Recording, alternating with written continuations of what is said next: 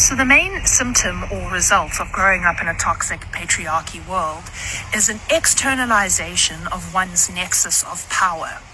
So power or validation or value is found from outside of the self. And the root of this problem, we'll just veer here quickly, is patriarchal religions. That's where this all comes from. So we're talking about Abrahamic religion, because Abrahamic religion only has a father god, and it's in the sky.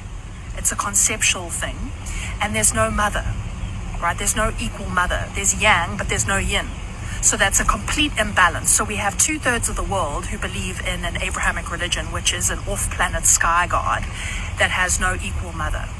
And we wonder why there is so much violence and distorted, toxic, masculine attributes happening in the world.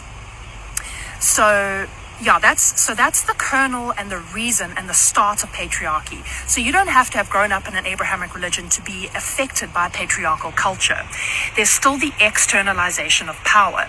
How it plays out in religion is that if you're Christian, Jesus must come and save you. Allah must have mercy. Yahweh must have mercy, right?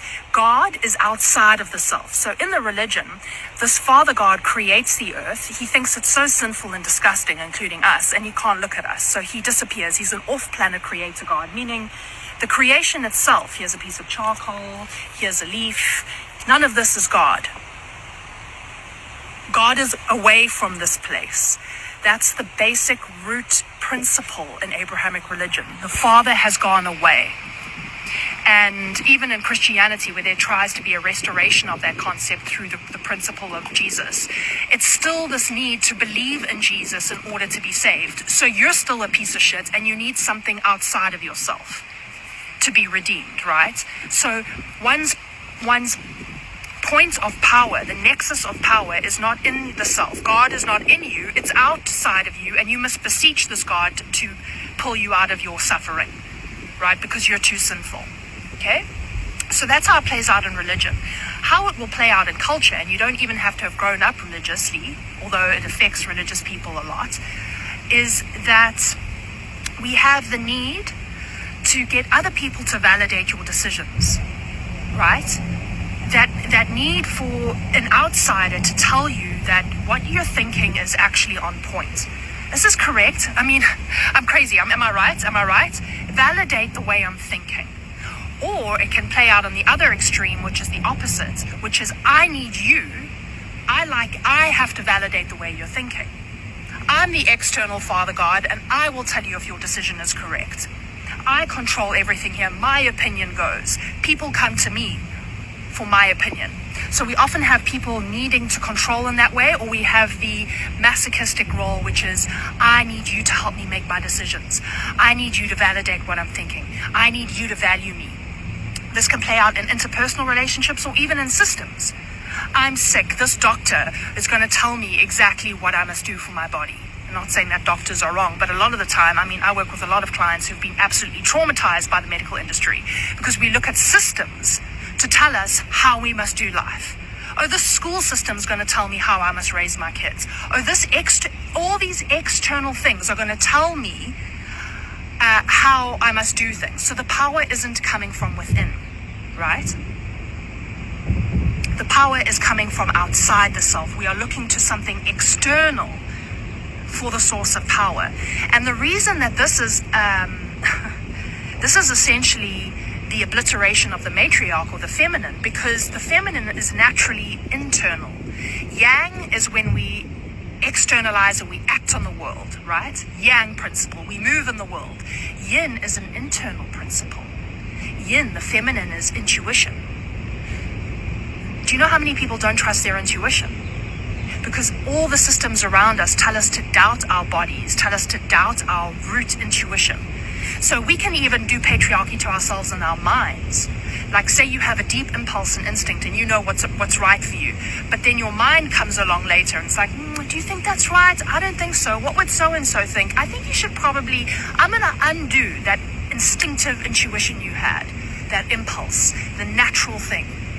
So that mental game, when the mind does that, the mind is often the masculine and the heart, the body, is the feminine. So when our mind contends with our body's instincts and natural intuition, that's toxic patriarchy in our own being, right? When we allow other people to undermine our decisions or intuition, that's also toxic patriarchy. When we let systems tell us what to do, toxic patriarchy. When we believe in a God that says that you aren't God, toxic patriarchy. And I decided to actually do this video in front of a burnt tree, because this is ultimately the result of toxic patriarchy and patriarchal religions. It's the burning of the tree, and the tree is you. It's your root system, it's your connection to the earth, it's the acknowledgement that this earth is holy. This earth was created by an ineffable being, but if the ineffable were to become effable, or were to become manifest, it would be this earth. God runs through every cell of this earth, every cell of my body and every cell of your body. And the heart is, was it 5,000 times stronger electrically and magnetically than the mind, right? And the heart is our bodies, it's our tree. We are the tree of life. And we burn down our tree every time we externalize our power, every time we look to somebody else to define us, every time we undo our instincts and our intuition with our mind.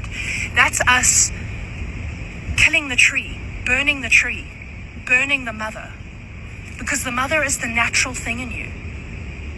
And, you know, all the cultures that have, which are usually indigenous cultures, that have a mother principle still embedded in their concept or their mythologies of God consciousness. So the Hindus, and I'm not talking about right-wing Hindutva, which has gone crazy, but indigenous cultures, there is Earth Mother and Sky God, Father, right? Earth Mother, Sky Father, and they are equal.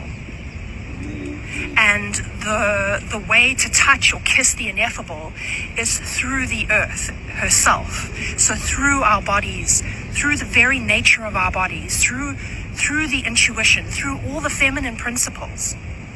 But we live in a culture that has told us that those intuitions, those instincts are wrong. And especially in Abrahamic religion, that the body itself is evil. Can you imagine? The body itself, the tree itself, the temple itself. The temple is evil. That's what I was taught in fundamentalist Christianity. The body is flesh, it's carnal, it's full of deceit. Cut off the body. Stay in the sky god conceptual mind. Over-analysis, fracturing of the brain.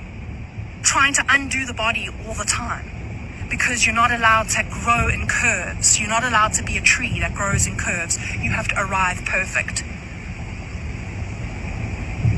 So, that's my speech today.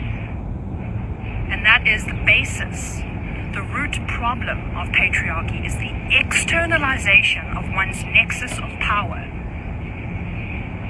What if you didn't look at anyone or anything or any system to tell you what to do? What if you just knew what to do and you trusted that?